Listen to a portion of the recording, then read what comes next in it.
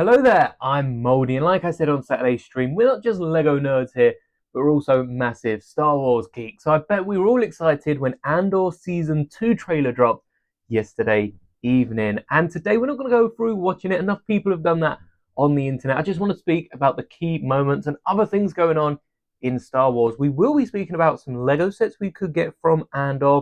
We might have only got one from Season 1, but Disney seem to be putting all their eggs in the Andorian basket right now. So hopefully that means we could get at least two Lego sets.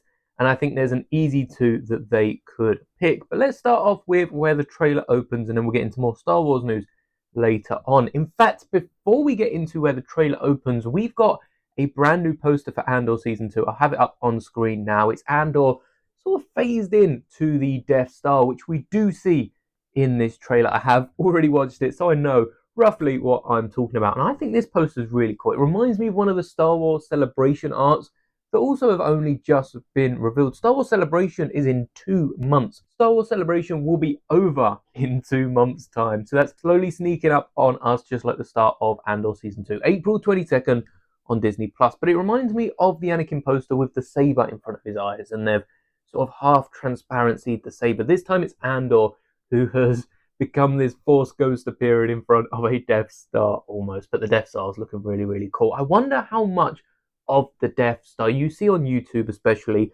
all these Order 66 completions of the galaxy just crumbling all at once on your screen. There's like 16 different Order 66s. I would like to see a complete growth of the Death Star. And I know a lot of it we've seen in books. I think it's popped up in the Thrawn book. We got a lot of it in Catalyst as well. Really great novel leading up to Rogue One. If you do like Andor and you like reading, definitely recommend that Catalyst novel. But we're seeing bits of it pop up in a load of different shows, and especially mentions across the animated and these live action shows. We've probably seen a bit more than we might think. But this is just a poster. Let's get straight on with the trailer. We open in a location that a lot of us are familiar with. And honestly, I cannot find where the images came from for this location, because where we're looking at the trailer over to the left-hand side, I believe that's where we got the view from the first look images, though I am starting to believe those images were just set locations that leaked early on, because I can't find them. If you know where to look for the images that I'm talking about, please do drop them in the comments. But it looks like the almost gazebo town center location where there was some sort of riot, and everyone's predicting this is a Marva fight speech part 2, which would be really, really interesting. But I think every single clip from this trailer will show up in the first 2 episodes, possibly even in the first 1.5 episodes, all besides like one clip that's for episode 6 down the line. I can't remember how many episodes there are meant to be. 12 episodes, yeah, probably one clip halfway through the season for the mid-season finale, which is probably going to be where a massive fight's going to occur. We're slowly sneaking up on Rogue One, and this is going to take us from season 1 all the way up to Rogue One in 4 lots of 3 episode bundles. So the first 3 episodes are supposedly going to be the first year after season 1, then the second year leading up to the midpoint, and then the next 2 years up to Rogue One. Very Clone Wars style, and we've spoken about that a few times here on the channel. Really, really like the fact that Clone Wars arc style is coming back, because it gives them a chance to not only flush out different parts of the story across 3 episodes, but also then get straight to the point, 3 episodes in, and then we've got another 3 episodes, and we've got these like meaty chunks of story that are going to be happening at different installments throughout the entire series, compared to just building up to like one season finale plot, which Andor season 1 didn't have any troubles with. There were so many stories interweaved with themselves. We've got Luthen, we've got Saw, we've got more Mothma. I'm sure we're going to see him in the trailer, so I'm going to try to get on with this now. But the second clip, yeah, this is a lot of, even the trailer is so juicy. The second clip is massive flames and stormtroopers running down the stairs. We're going to see a lot more of the Empire. We see quite a few clips actually throughout this trailer of garrison, like smaller groups of stormtroopers. Maybe there's only like 6 to 8 of them at different points, but they are everywhere across the galaxy. Later on, we're going to see a clip with Mon Mothma, I think, talking to Luthen, and there is still those 6 to 8 stormtroopers in the background. The Empire is absolutely everywhere at this point. Like I said, 4 years before Rogue One. So this is 4 years before A New Hope, basically, as well. And the Empire is absolutely everywhere, at least as far as places we're going to see in Andor. I tell you what, I do really like the look of that cornfield, or just that field of whatever it is in Star Wars that we see Andor.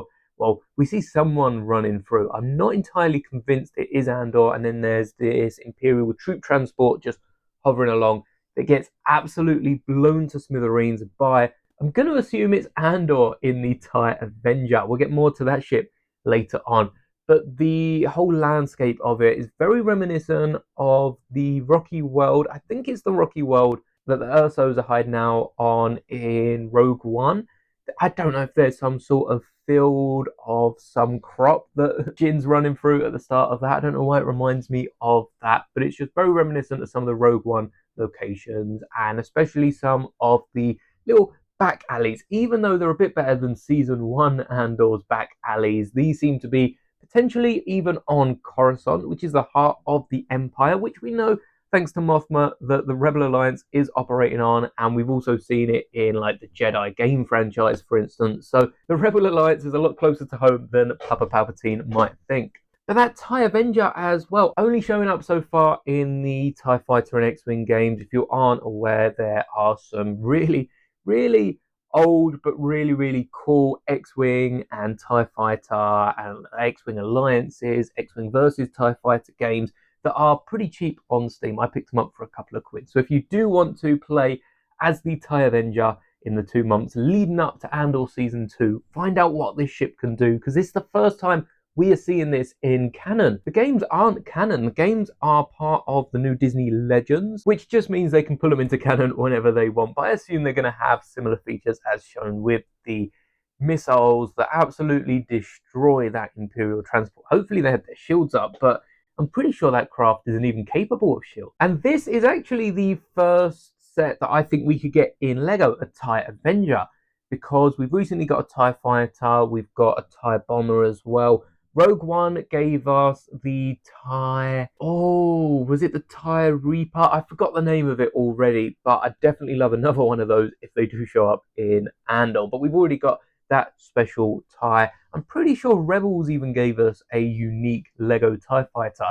So we need this Lego Avenger in Lego. I know we've already got the Avengers in Lego, but we need this new TIE Avenger. Andor Season 2, they can include perhaps an updated Andor, but I'd prefer if they include some of the unique troopers that we're no doubt going to be seeing throughout this series, because Star Wars always loves to throw in a brand new Stormtrooper, or maybe even some Rebels in Stormtrooper gear. We get a bunch of the named characters confirmed here: Saw Gerrera, Mon Mothma, Luthen, and I think a lot of their stories are going to wrap up in Andor Season 2. I don't see Andor Season 2 paving way for any other show. I mean, there might be a little explanation into some of the sequels. The TIE Avenger, for instance, that is inspired, I do believe, from the early prototypes of the TIE Advance that Vader is flying. So not just the regular TIE Advance, but Vader's TIE Advance. And that's possibly what then goes on to become Kylo Ren's shuttle from Episode 8. Fear not, we'll be building the TIE Avenger soon here on the channel, I feel anyway. I do really love the TIE Fighter models. But not only could we get the TIE Fighter, I tell you a minifigure I would love to get in this TIE Fighter: Orson Krennic. He's back, and what a swell party this is indeed, because yeah, we couldn't have Andor Season 2 without Krennic. Krennic is building up in the Imperial ranks. I mean, he's basically almost in charge of the Death Star project as far as actual hands-on work, compared to someone like Tarkin, who's just sitting back and claiming all the credit. We stand here amongst my achievements, not yours. Krennic and Galen Erso were two amazing characters from Rogue One, and the fact that we can see Krennic returns, does that mean we might even get a look at Galen Erso again? And Lego could finally give us a Galen Erso minifigure.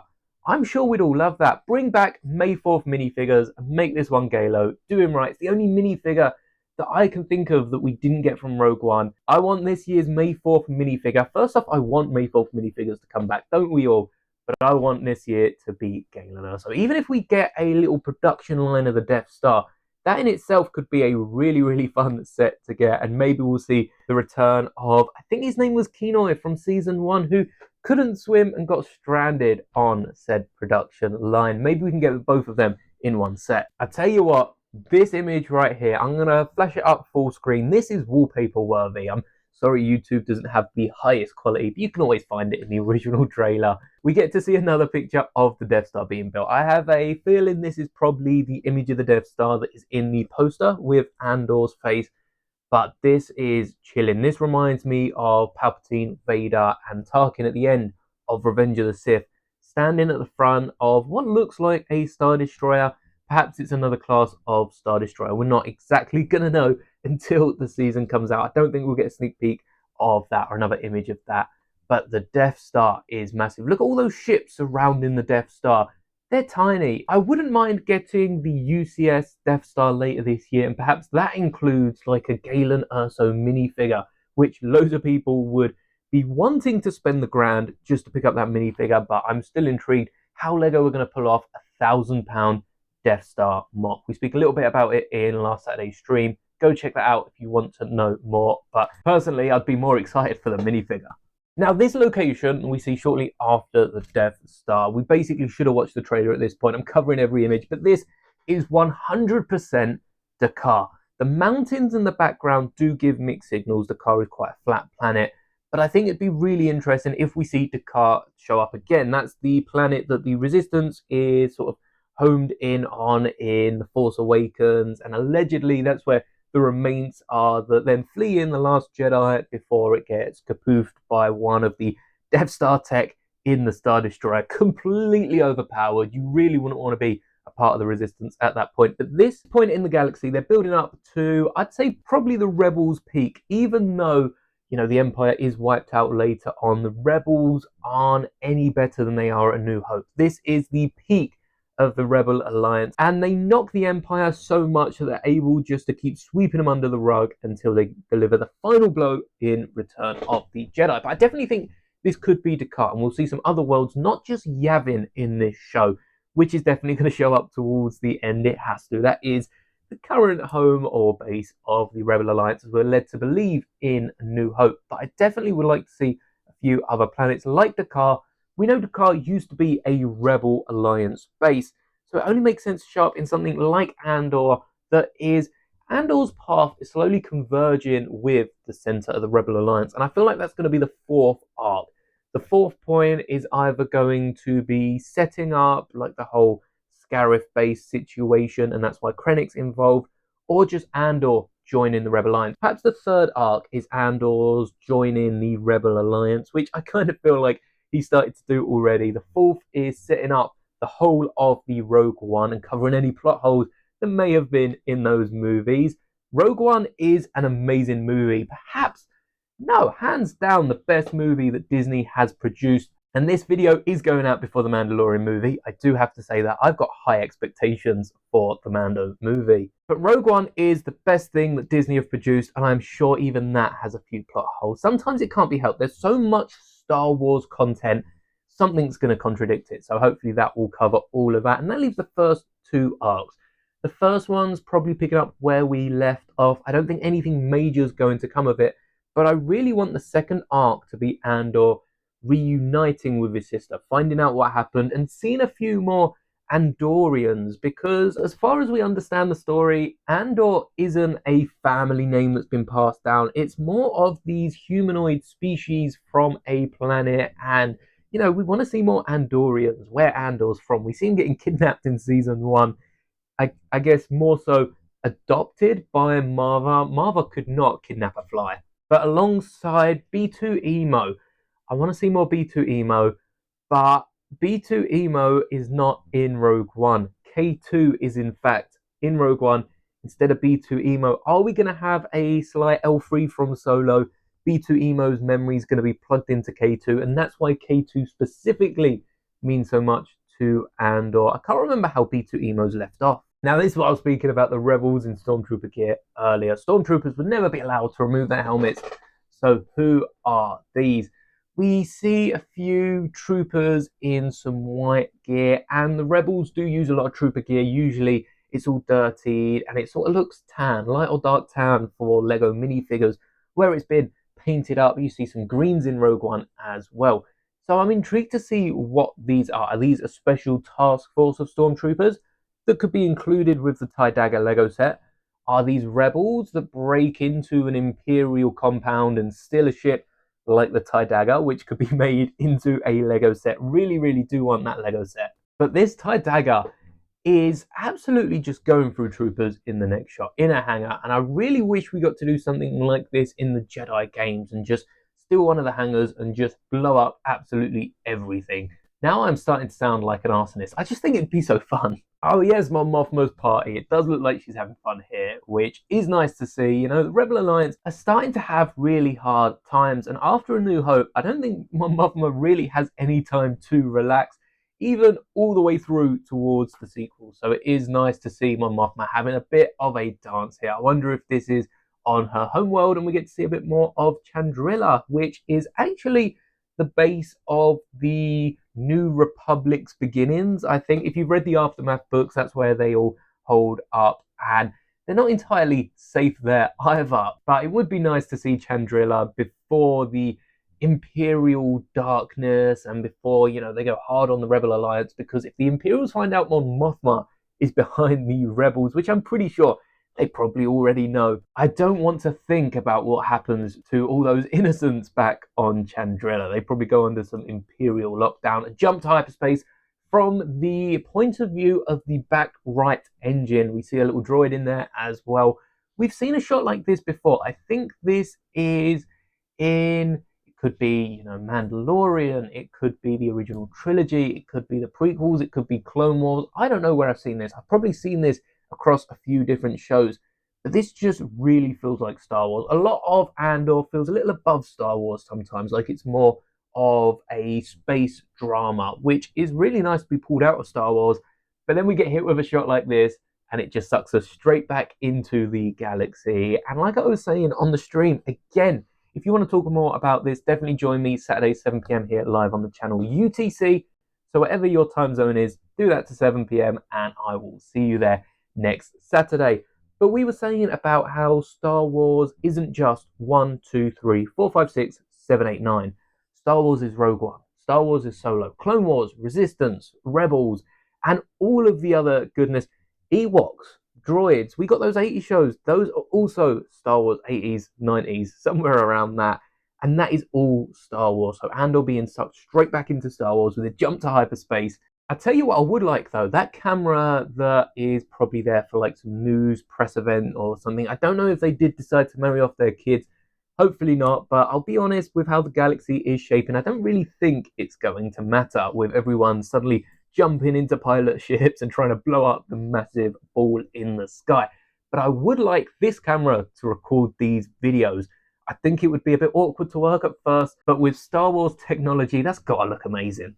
A few things else to speak about the trailer. I'm trying not to go through the entire thing. If you do want to see it, definitely go watch it if you haven't already, or at least watch someone's reaction to it. They're showing all of the best bits. We've got the Mud Troopers returning. We do see some Mud Troopers in Andor. I don't think we got many of them. There were definitely 1 or 2 sets. Well, there was the exclusive Han Solo Mud Trooper, and I think we definitely got 1 or 2 sets for Solo. It'd be cool to see that minifigure pop up again as well. But there's another vehicle that could be a Lego set, very similar to the armored tank we saw in Rogue One. And that's why I think Lego could be inclined to perhaps create this as a Lego set. Also, the only other vehicle besides all of these starships that we see in this trailer. And I know there's a rumored U-Wing as well that's meant to be from Andor Season 2. I'm really hoping that's some sort of Rogue One flashback set or flash forward set, considering Andor 2 set before Rogue One and has a few of the other main cast, and maybe even Galen Erso. Please, Lego, just give us Galen Erso. As well as Grievous this year, we want some Galen Erso minifigures, or just one, and whack him in a dictionary or something. But this ship is, I'll be honest, I don't know. It looks like a tractor. It looks like a tank. And it looks like a tractor and a tank just got mushed together and put in a box of other Star Wars parts, shaken up. And it looks good. I don't really know the purpose of this vehicle, so I don't know what it's meant to do. But it looks like it will definitely get the job done. So I'd love that and the TIE Avenger in Lego. Please and thank you. Cyril as well, we haven't spoken about Cyril. I definitely think he's going to end up like joining the ISB or something like that. Just completely out of nowhere. Not out of nowhere for his character, but he's going down some like dark path, does something that perhaps isn't completely on board with even the Imperials, and then ends up getting signed for the ISB, which would, compared to how he started off in season one, compared to how he ended off in season one, would definitely be a shock for some fans. We finish with some cool words from Saw Gerrera, and again, if you haven't seen that trailer, definitely go to watch it. And we've also got 12 images over on StarWars.com, sort of behind the scene images rather than in scene, but some of them are really, really cool. We get a few of Andor in this tire, which, by the way, has so much room in it. It looks like it's even got a little desk and a computer in the back so he can, I don't know, edit some of the show whilst he's flying around in the tire. I bet Vader wishes he had that much space in his ship. What is interesting in some of these pictures and some of the shots, first off, we do get a look at those stormtroopers, 5 stormtroopers in the back of Mothma and Luthen. But Andor's also very dressed up compared to where we see him in season 1 and how the character is portrayed. He's very dressed up, his hair's very stylized, and I do wonder if he's been brought to Coruscant and is working a lot closer to the Imperial Temple, which personally I would take over a Death Star UCS set, but I guess we're going to have to wait another year for that. As well as this, Bad Batch is coming back. Don't worry, it's not an animated show or a movie. There's a book of the Bad Batch, which hopefully will be just as good as Catalyst and the other Rogue One books, which there might even be some more of those announced at Celebration after the start of Andor. We've also got Young Jedi Adventures Part 2 of Season 2 coming March 19th, which I know isn't for everyone, but trust me when I say it's really, really fun to have on in the background. And then we've got Jedi Power Battles returning as well. They're updating the old style game, and like I said, there'll probably be updates to X-Wing, TIE Fighter alliances, X-Wing versus TIE Fighter, all those good games because of the TIE Avenger popping up in Andor Season 2. Though I'm not fussed with these games being updated. You can pay like £1 for the old versions on Steam, or you can pay like £40–50 for the updated versions, which, have a few better graphics, but there's only so far you can stretch 8-bit into really good. It's not quite 8-bit, it's not that bad. But that is all for today's video. Let me know what else you're excited for announcement-wise at Star Wars Celebration or LEGO leaks. If you've seen a recent leak and want to let me know, definitely let me know down in the comments. I don't keep up with a lot of the leaks, but I do admit they look really cool. And thank you so much for making it to the end of the video. May the bricks be with you always.